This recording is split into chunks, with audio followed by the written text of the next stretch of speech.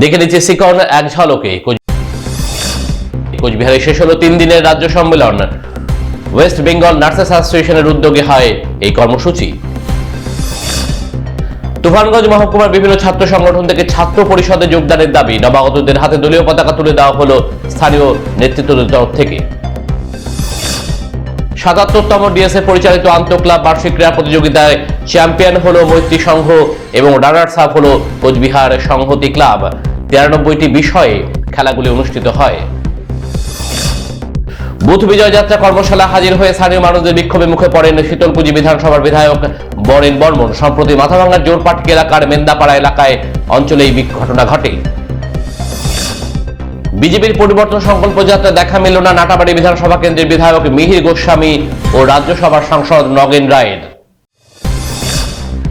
SIR শেষে প্রকাশিত voter তালিকা নিয়ে ক্ষুব্ধ তৃণমূল কংগ্রেস। জীবিত ভোটারকে মৃত দেখানোয় কোচবিহার 2 নং ব্লকের গোপালপুরে চাঞ্চল্য।